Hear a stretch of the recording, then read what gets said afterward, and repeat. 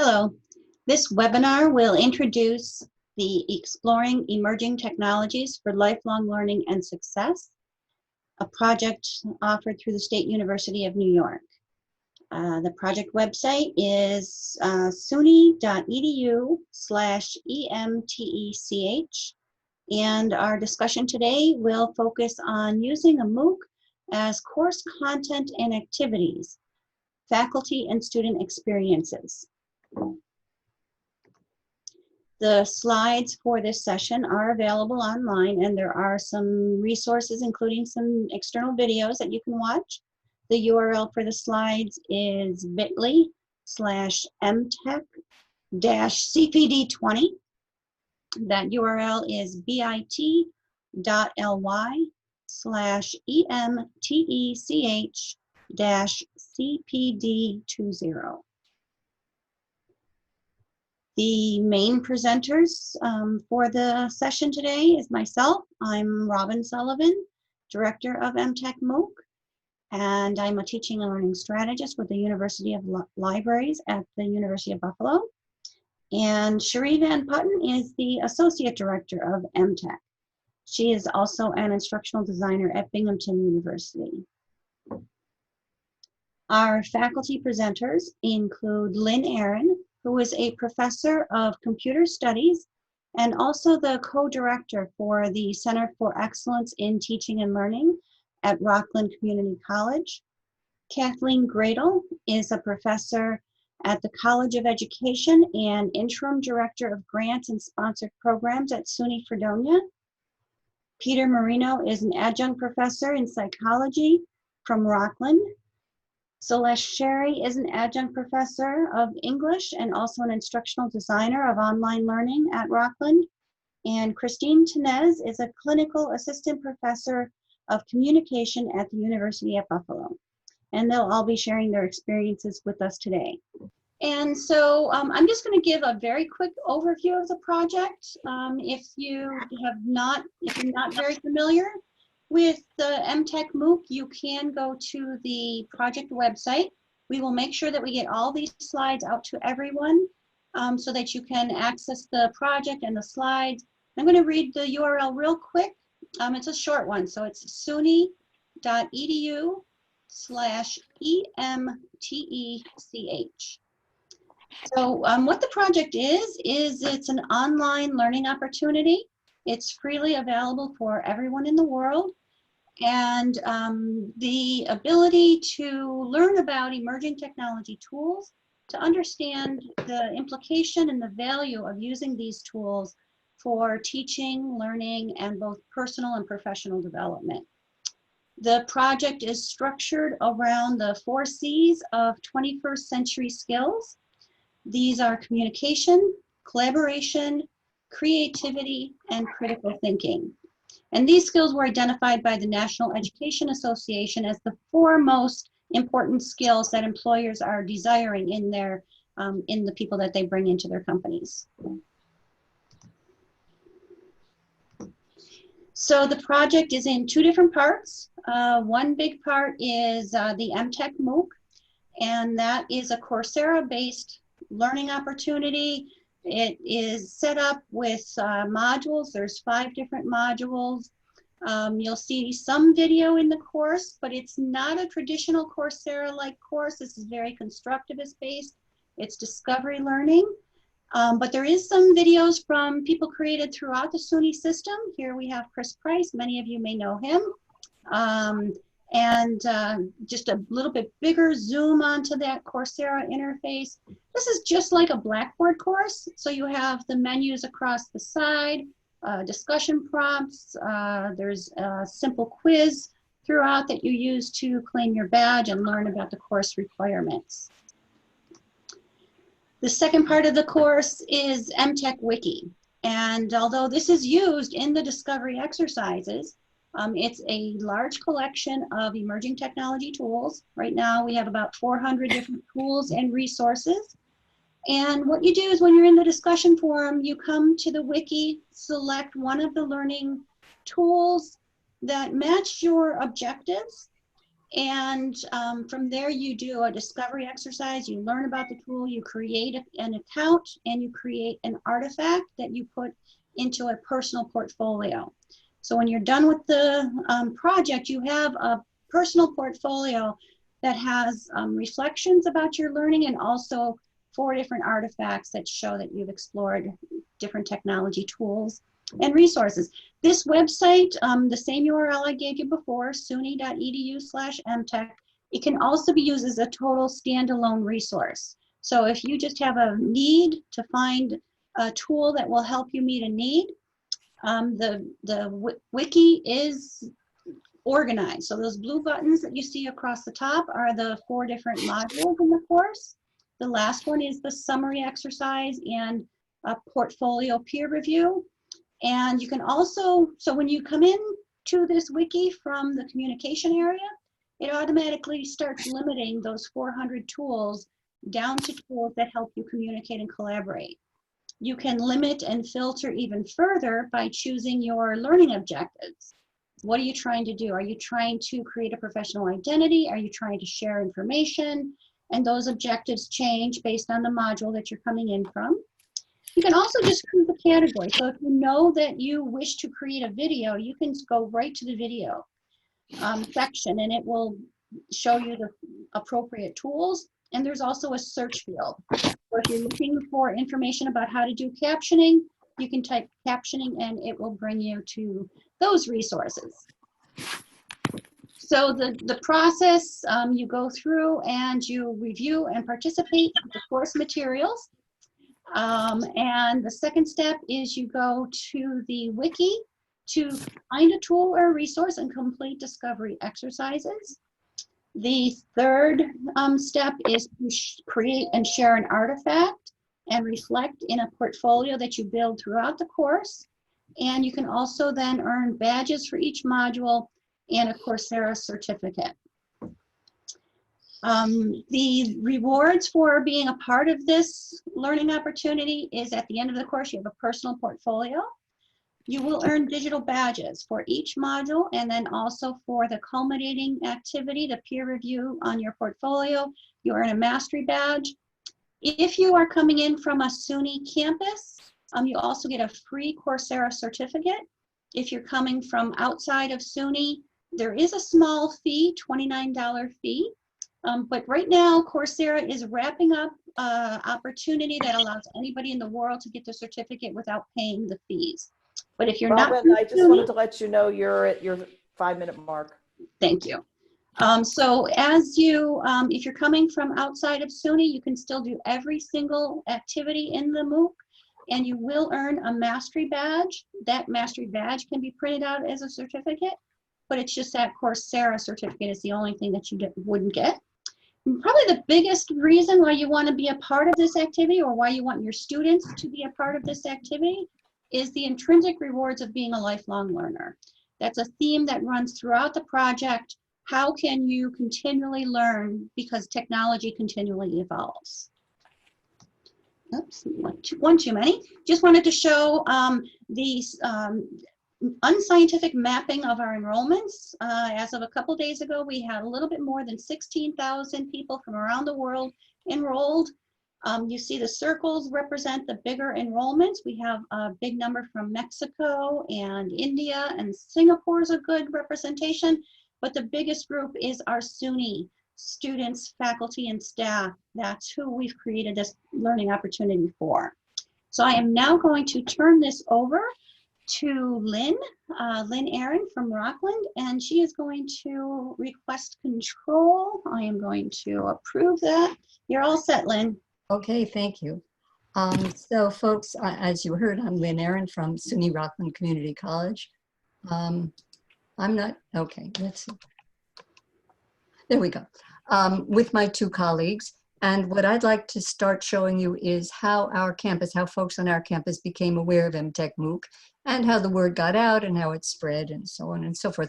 And then I'd like to show you one tool that I found recently that I found so helpful during the pandemic, which brought up its own issues. So first of all, the Mtech team provides wonderful marketing materials. So we've sent out periodically, we sent out Gmail blasts to all the faculty and staff on campus. And we also made posters, which we put up in the areas where faculty and staff congregate. And once the word got out a bit, we held meetings about how the program worked, what you just heard from Robin, about the badges and about the discovery and about the modules and so on. And then, by the way, you met Peter recently, and you'll hear him again, but here's Peter Marino. And then we held meetings on where faculty had tried things and shared that with other faculty. So the word got out. Also on Open Education Week, we each day a faculty, an Mtech Mooc faculty sent out a tip, an Mtech tip about something they had found that was of value. Peter, for example, shared OpenStax, a valuable OER resource. John shared Pocket. If you don't know Pocket, I love Pocket. It's at getpocket.com, finding images with Creative Commons and so on. Celeste, whom you met briefly and we'll see again, got excited about virtual reality in the classroom. And she played with Google Expeditions, and this evolved into a trip for all of us, or for faculty and students. As you see, she took a trip to a backstage area of the Royal Shakespeare Theatre and beyond the Earth's atmosphere.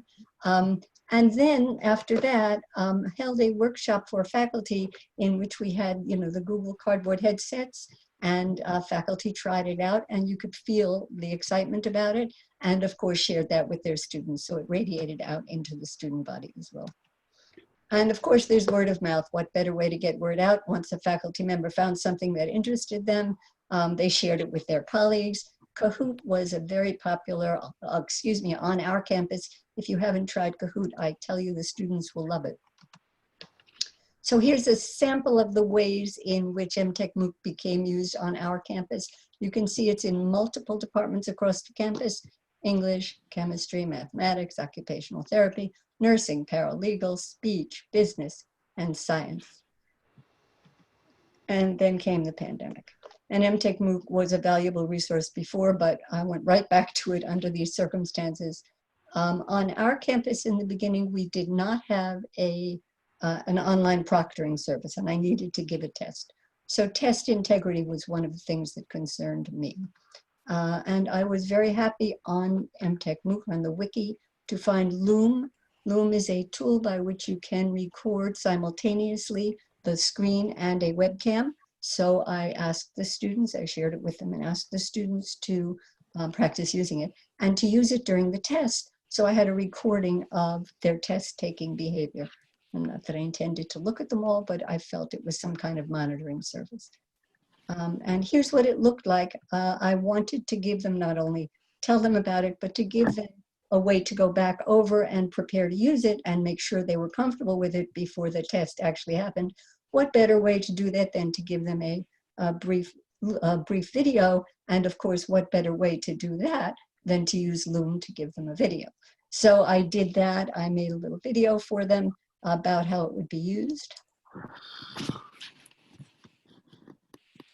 And I mute. Loom is like, so you can be comfortable using it on your test.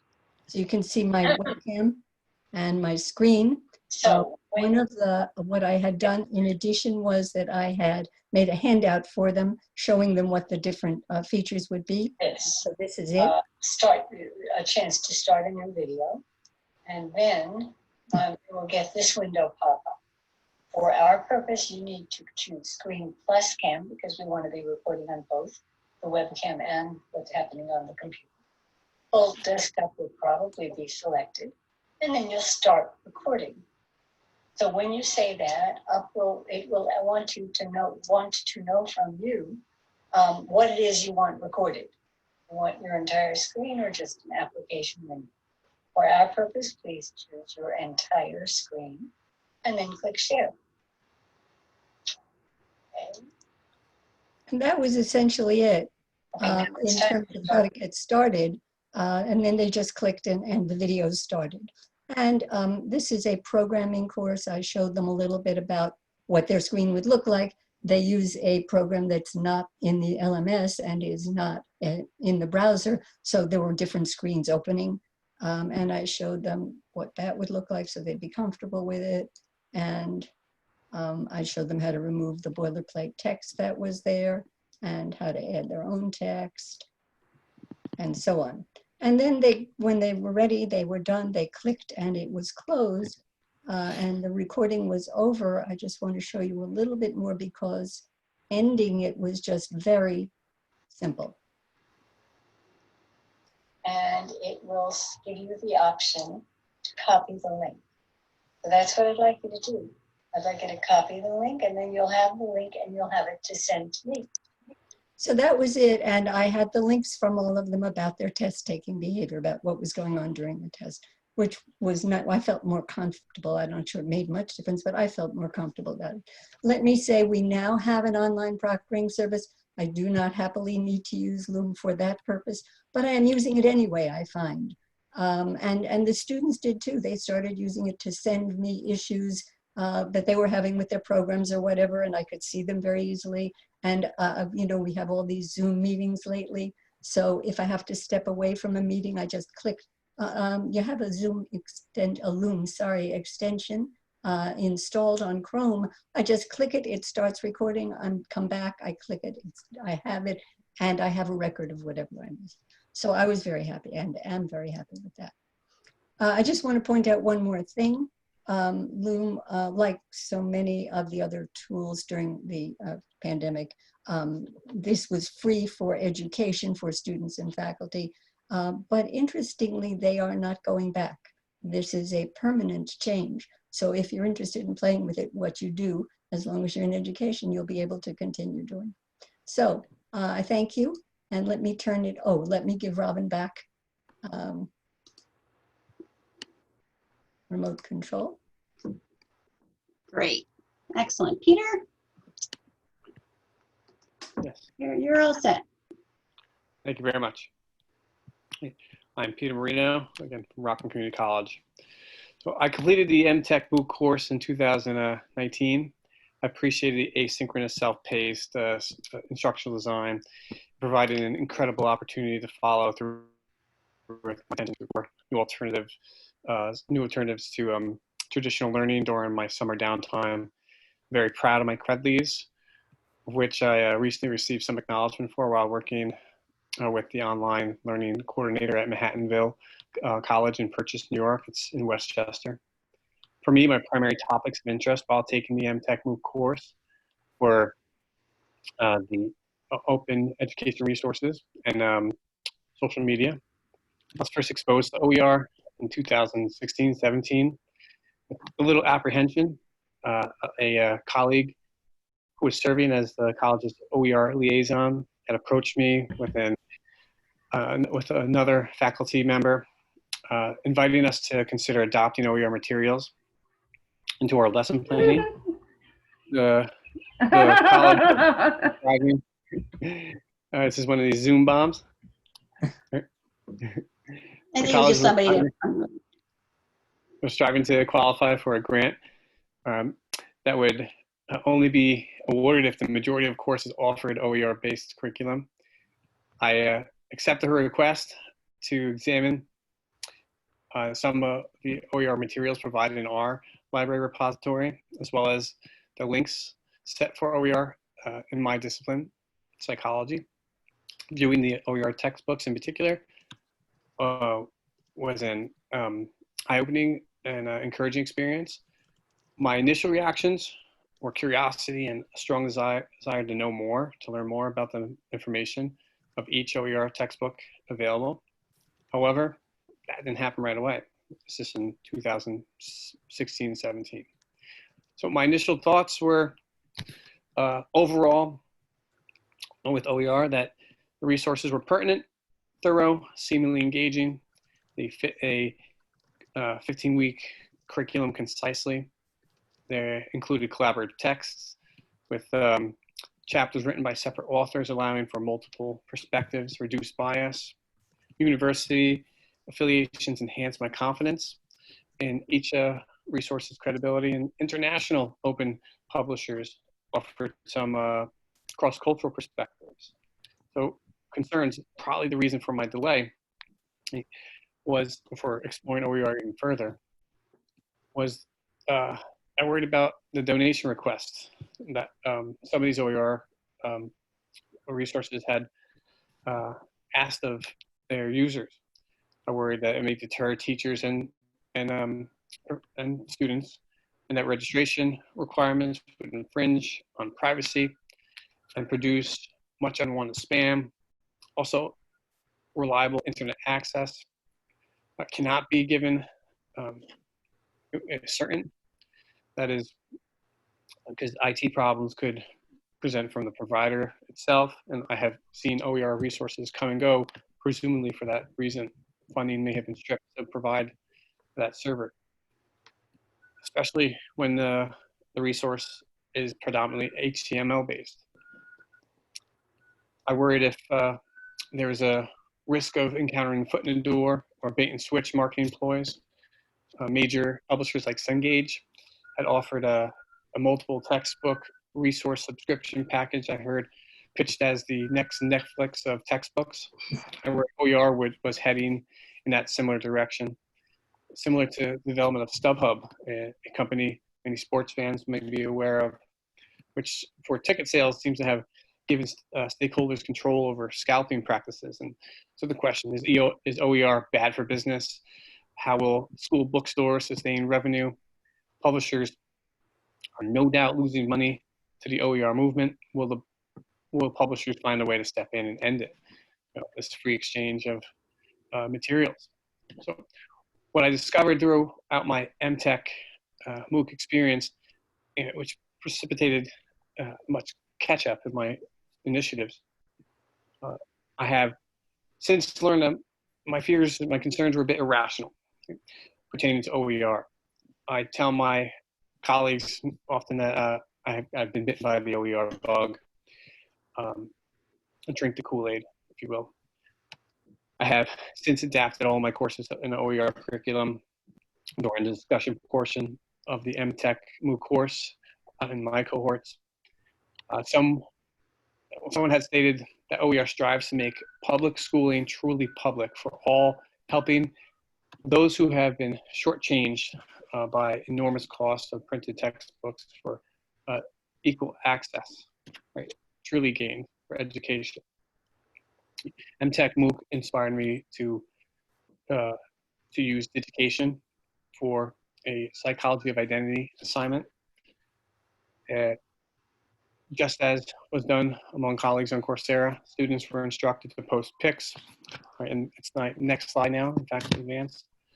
I believe, yeah. I don't recall if I have control or not. Oh, you do, but I do also. So, or you can go forward or back. Back one. Oh, I jumped in two. Oh, all right, I'm sorry. I'm on a different slide set than I had thought I would be on. I'm missing one slide. It's all right. All right. So, nonetheless. And the 2-minute warning, just so you know. I appreciate it. We used, and I would hope to show you a sample, all right, of my assignment. And give you a quick scan on their ePortfolio screen. Oh, there you go. That was perfect. It. Okay, perfect. I think we're probably both hitting the options at once, and that's how I'm missing it. Okay. So, okay. It's right after this slide. Where'd it go? All right. I don't know. It's sensitive, I think. So, slide now. All right. Let me try to do it, Peter. All right. All right. Oh, yeah. That one. Now we hands off. Perfect. So we click on Air that I Breathe. That was the title of our project here, and similar layout, right, as our Mtech Digitation pages. What they do in this assignment is post pics, videos, links, blogs that provide examples of stereotypes and prejudice and discrimination they came across during the semester. The aim was to raise awareness of the representations, right, of identity and stereotypes that often are inherent in these representations, as you can quickly see. Right. Students communicate their reactions to each discovery, fostering connection and collaboration, 2 of our C's. I've formed a habit of seeking artifacts, right, to enhance teaching and learning experiences as a result of the Mtech Mooc. Now, as I'm also an instructor of K-Stack workshop trainings. That's the certification of addiction and substance abuse counseling. Right, and I have pictograph here, or pictochart, which I've used in my instruction, right, to creatively engage my K-Stack trainees, right, in an exercise on prevention. So what they would do is create posters using either Canva or pictograph, seen here, and seeing at least the opening page, right, of this site, this artifact. And I'm considering using pictochart for my syllabi to make a more engaging navigation. I also found from Amnesty International, right here, a toolkit, how-to, a 52-page document of strategies for activism, which I've been able to use in my multicultural studies courses during the pandemic. Right, and the content here is especially poignant given the recent events stemming from the Minneapolis incident. People are wondering how to get their voice heard, represent those in need. That's an incredible find, right, into safely and productively organizing. So my Mtech discoveries also led me to realize that I could replace my journal article scavenger hunts, some very academic, rich, I was proud of, with something more commonplace, an assignment that was social media inspired. So I discovered that collaborative learning can occur inside and outside the classroom using social media. On social media, students are responsible for the authorship of their posts, providing a sense of intrinsic value, right, personal connection deep into their own creation. Right. Critical thinking may be exercised by challenging the commentary of others and contributing to the construction of new knowledge. I came across an article by Dr. James Grasimer, who wrote, as written on the screen, social media technologies offer the capability to both receive and create content with the hope that a collective intelligence emerges.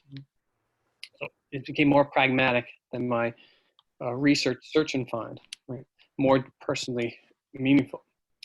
Social media presents a highly relatable opportunity to strengthen student self-discovery, and it does not need to be distractions many instructors see while they do their walkarounds in the classrooms, but an indispensable tool for educating today's students. So in my final slide, I leave a list of technologies in the social media type. Particularly for my course, it was PsychWiki, one wiki, a RTS or RSS, such as Reddit, Twitter, Canva as discussed, audio video casting through podcasts and blogs, and Facebook, LinkedIn, stuff we're all well aware of in many instances, now streamlined to curriculum. Right. Thank you for your hearing and dealing with the moment of technical confusion. I'd like to introduce now my esteemed colleague, Celeste Sherry.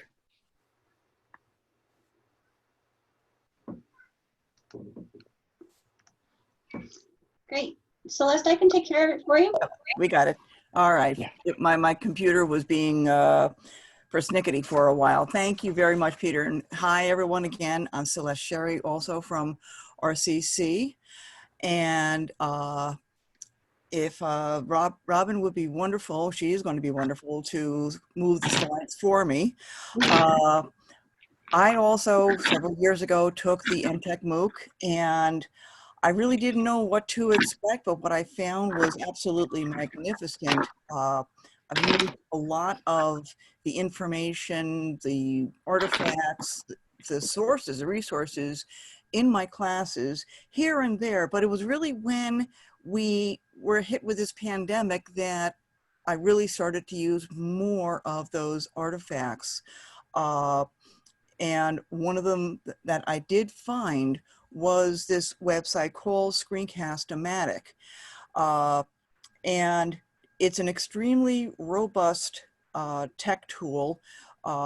You can see from this slide, it's completely free, or you can blow up to $24 a year for a subscription, and you can get a lot more bells and whistles in it. And it's literally a screen recording device. You can bring in outside recordings and integrate them into a lecture, into content, in a variety of different ways. And Robin, if you would be so kind as to go to the next slide, please. Thank you.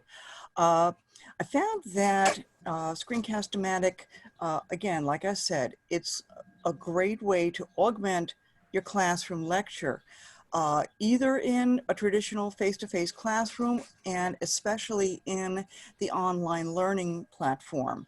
An instructor can create video content of a full face lecture, the full computer screen with voiceover lecture, or a combination split screen of lecture content and your beautiful shining base. It can also be used to flip a classroom as well. We've already always talking about the flipped classroom. This is one way it can be used, which I have used, especially when teaching researching skills to my students. My students were taught how to navigate in an academic database by modeling these steps in a Screencast-O-Matic video. And then they took those skills that they saw, they saw modeled, and they used those towards the completion of their research term paper. And like I said, it really has come into its own and become much, much more valuable in the COVID-19 pandemic. And next slide, please. So there's a lot of different ways that you can share a video that you create on Screencast-O-Matic. The easiest way I found was to take and upload it directly into Google Drive, because from there it's an easy way to, it's an easy transfer and upload into Blackboard. You do have to save it in one place or another before you bring it into Blackboard, but it's not that big a deal. And again, after you have created your video and uploaded it either onto your computer, onto Google Drive, you can always take and edit it and re-edit and re-edit it as much times as you want. If you have a YouTube account, you can upload it directly to YouTube, and then that's one more very easy sharing into Blackboard. And Robin, if you would be so kind, please. Thank you. Like I said, in the pandemic, it really came into its own. I brought a couple of quick demos, one of which in the English classroom, you're always showing films of screen adaptations, especially of plays. This first one is of A Doll's House. Play. Yes, please. And I'll show you how I was able to take a voiceover. Notice the mannerisms, like he's speaking to a child. Lots of money. Yes, but not until the new year. Well, that doesn't matter. We can always borrow some. Nora, you mustn't be so thoughtless. Again, notice how he is truly treating her like a child. I suppose I would. Okay, and we can stop that now. This was one of the things with my current course in spring semester. I had to do it pretty much asynchronously for the most part. So being able to have the lecture connected to the video was invaluable. But this is the second video is just some ways to that a professor in any discipline can use this. So if you could play that, Robin, please. Thank you. Now I'm going to go on full screen because one of the things I want to show you are some of the tools that you can use to not quite edit, but to reinforce your teaching. So let's just say that you have an image here or a document that you are presenting to your class. This one is a compilation of all of Shakespeare's plays, so it fits into English. So I want to record this screen, and so I start my recording, and it comes down with the countdown, and it's recording right now. But again, you can see that I'm not too fussed about how it's starting out because I can always edit that out. Again, the editing is wonderful. Is on pause, and down here there's a little icon to turn on the draw and zoom. This is a great little thing. And I think one of the questions in the chat is how do these tools relate? So some of the tools that you have at your campus may not allow editing.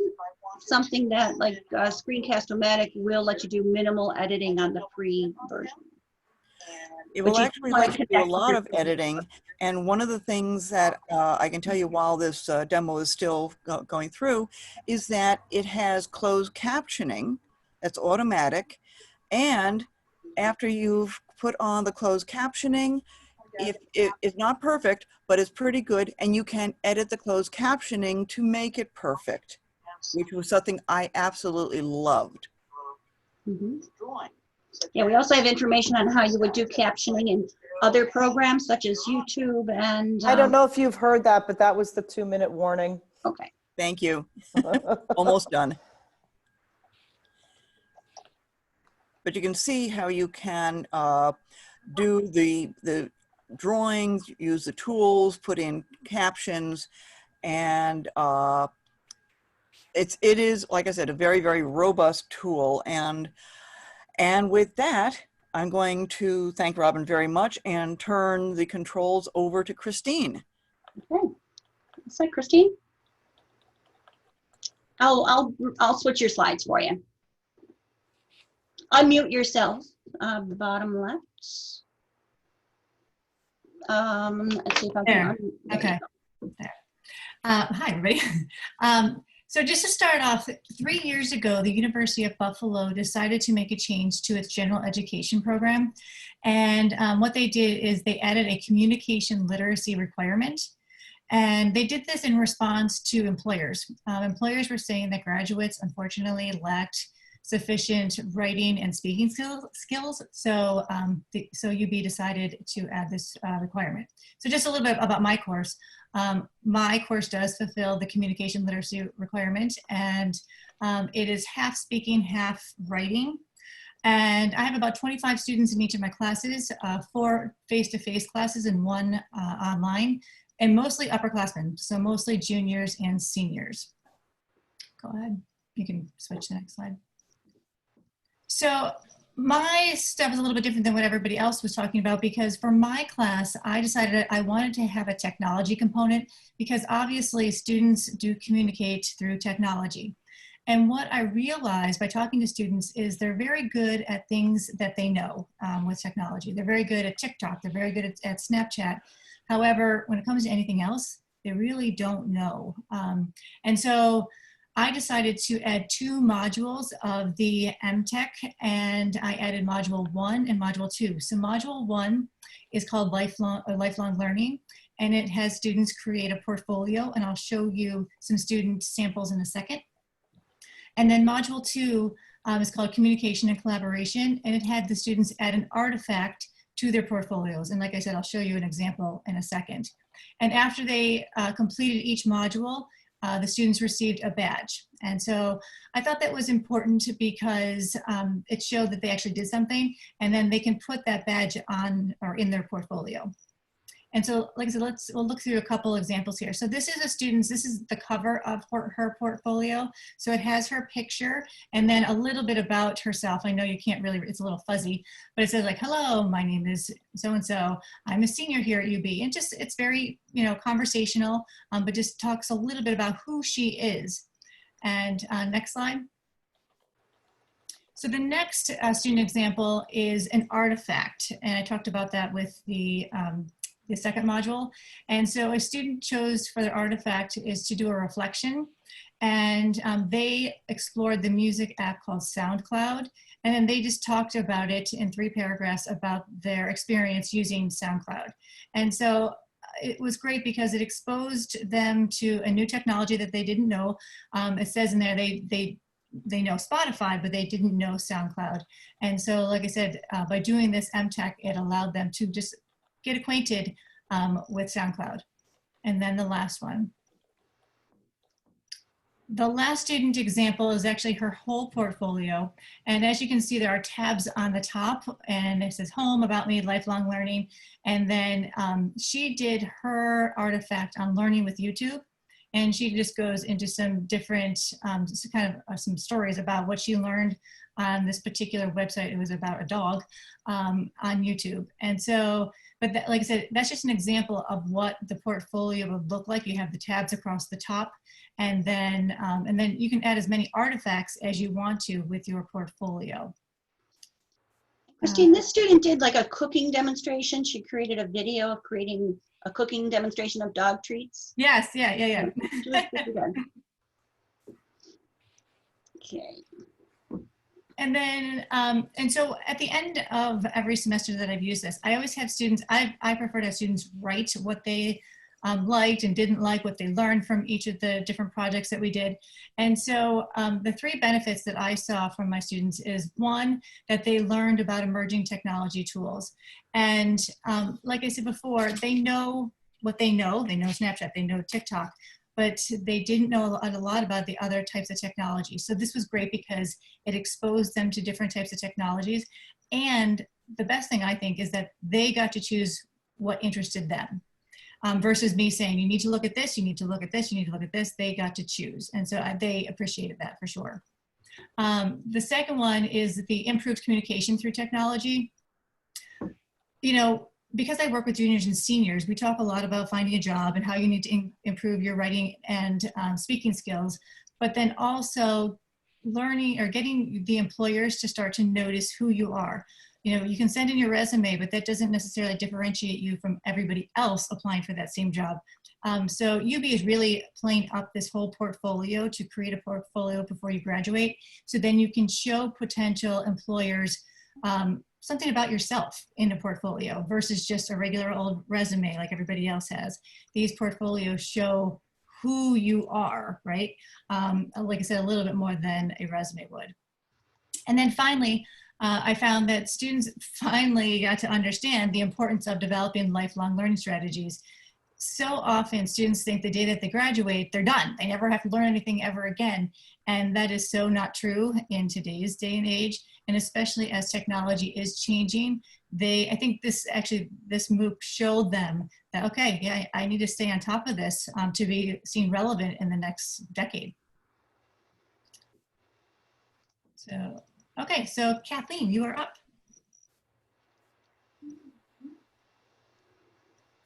And gotta unmute Kathy. Oh, Kathy muted herself and then I took There that we go. privilege away from people. Kathy Okay. should be unmuted. So do I get an extra half minute? Just kidding. Yes. Many people would like to mute me, so thank you. Great follow-up to Christine, because I was working with 1st and 2nd year students, mostly 2nd year students. So kind of the flip version of where you were, Christine. I had about 50, mostly 2nd year education and communication disorders majors. For the EDU folks, it was required. For communications folks, it is an elective. And this is the context. It was already a flipped class. So this was in the fall, pre-pandemic. I so want to meet them in the hallway in this fall and say, hey, how did that help you for the pandemic?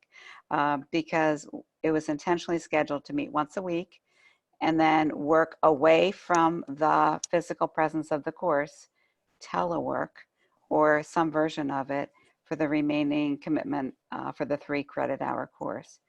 So on the next slide, you'll see what were the challenges. The first one was, oh my gosh, shock and awe. And these are some of the questions that we got right away. Robin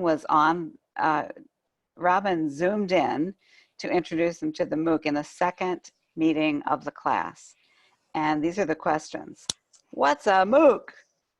Why would we want to use one anyhow? You know, what's blended learning? What's a hybrid? What's a flip?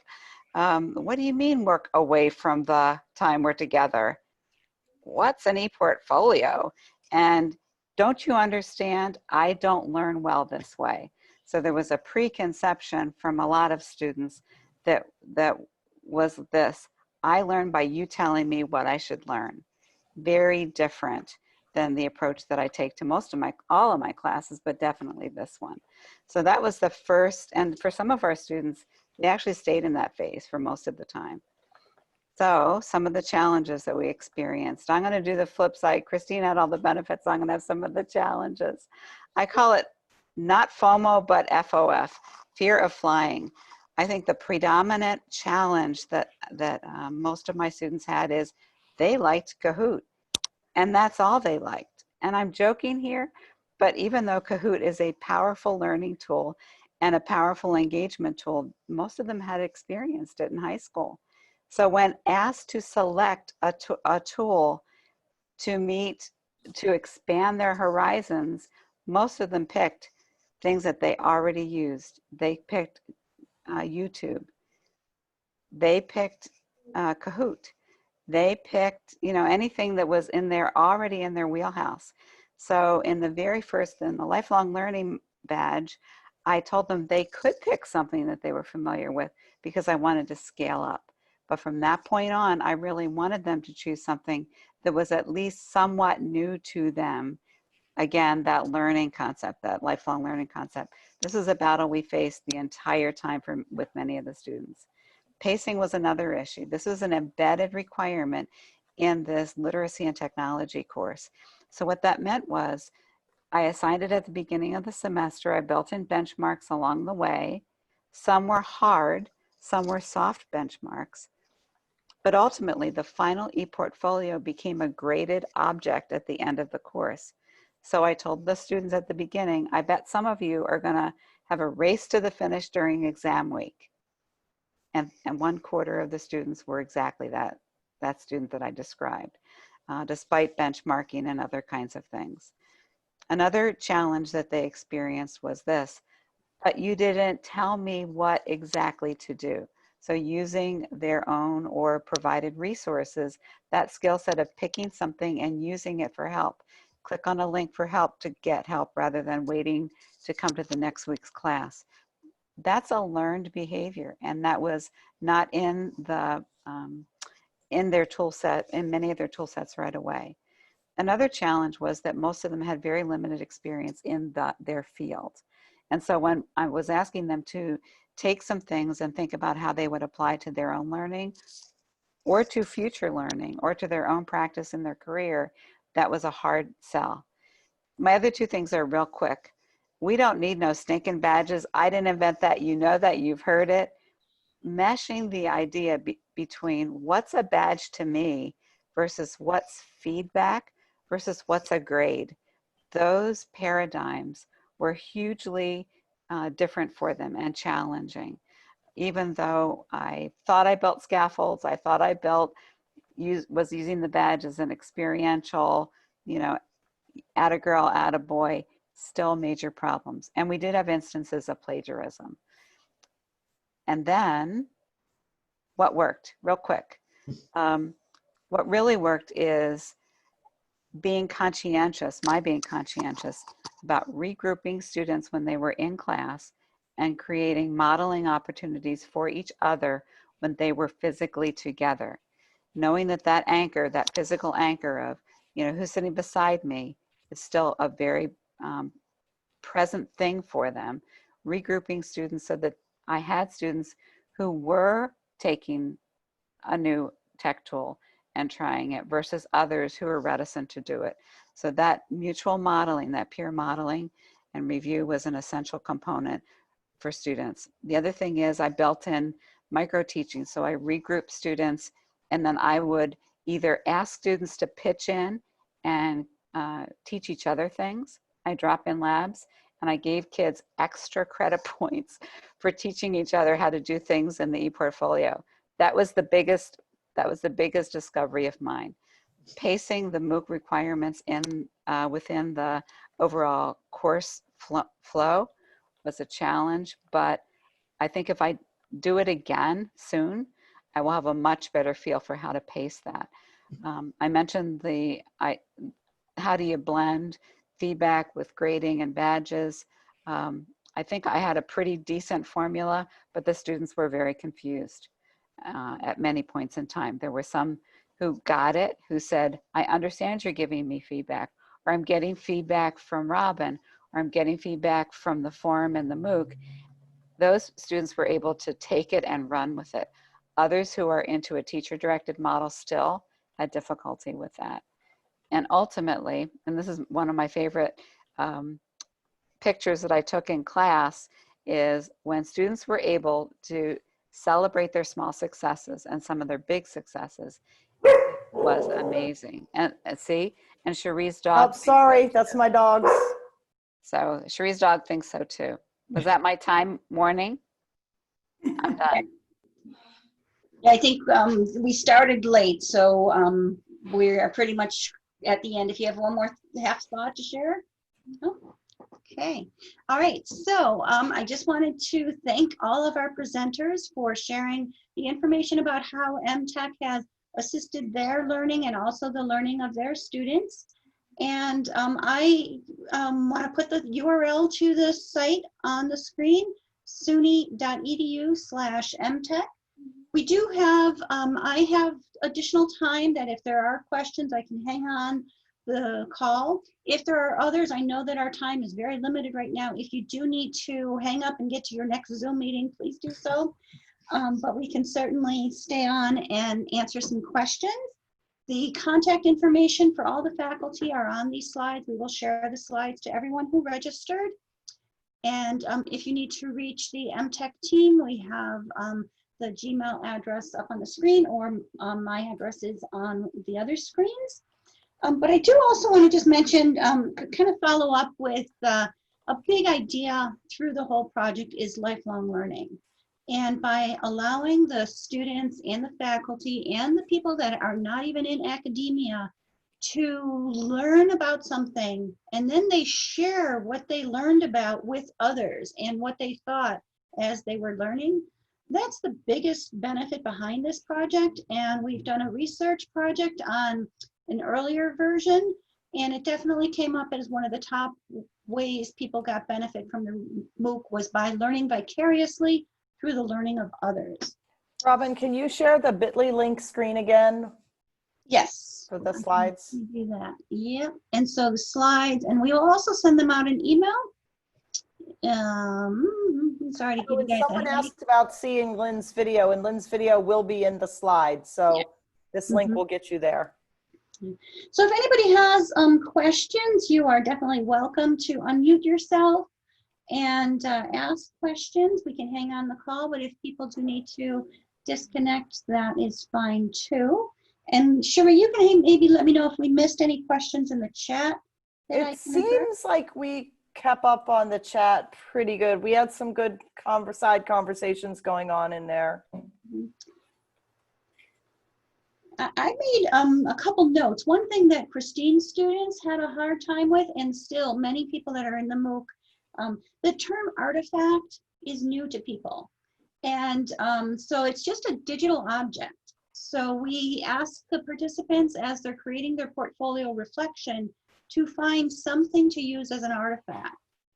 We have gotten to the point, because there are some resources in the wiki and some tools, you really can't create your own TED Talk video easily. So what in those cases, we ask them to share the video that they watched and reflect on how they might use TED Talk as a resource for themselves. But we do make it so that half of the artifacts that are shared are something that they created by using one of the tools, either in the wiki or beyond the wiki. The wiki only has 400 tools in it, and there are billions and billions out there. And so we're also, we have an additional badge for learners who add a new tool to the wiki. If you have things that you use often, you can certainly add them easily by visiting the wiki and adding it. So the Courtney asked, can people search portfolios? Yes, so the Digication is one platform that we have available. Digication is a commercialized system. It is the system that the University of Buffalo has chosen to purchase. So every student that comes through UB's career as a student must have a Digication portfolio by the time they graduate from the university.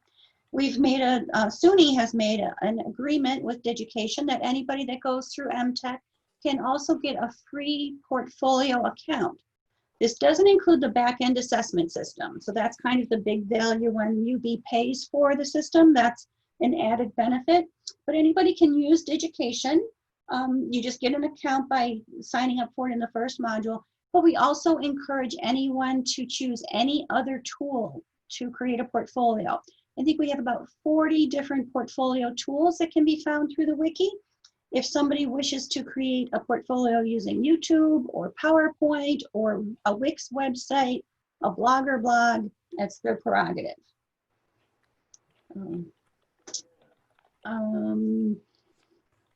Other questions, comments, and can I hope to see some of you in the MOOC, or your students, or your friends and family.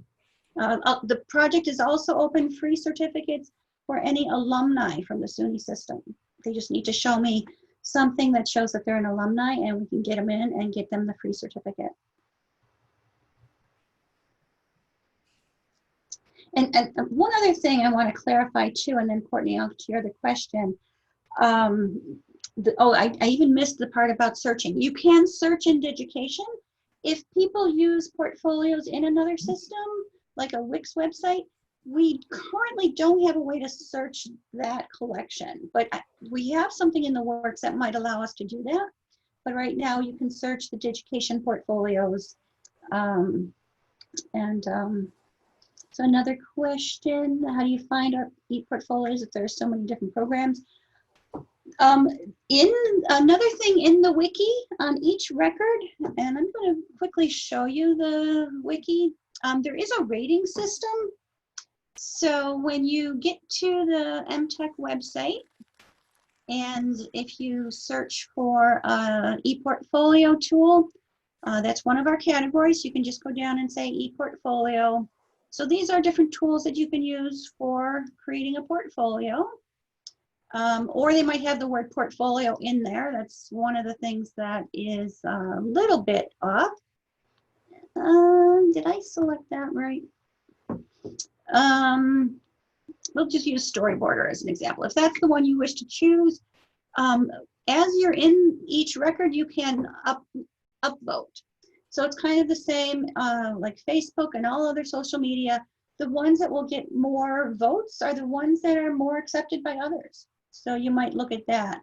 I think we want to issue another badge to try to track that, because people aren't using that rating system as much as we'd like. You can only rate something once per day, but if I come back tomorrow, I can rate it again. And a good question that comes up often, how do these tools in the wiki relate to the tools that you have available at your campus? There are a ton of tools here, and it's not meant to replace a learning management system or any of the enterprise tools that your campus has. It's meant to support those tools. So often campuses don't have the ability to have a video creation tool that's available through their support. that's something that you would find through this project. A graphic editing tool might not be something that you have as a supported tool at your campus. If you do, that's wonderful. Use that tool. If you don't, come here and try to find something that would meet your needs. You have a selection for photos, and there's a bunch of tools that you can find here. PicStory is one of the more popular ones that lets you add a story in a narrated form to a photo. So if you wish to talk further, please give me a call or send an email, and we'd all be happy to answer. Thank you all for your attention and time, and see you later. Thank you, panelists. Very welcome.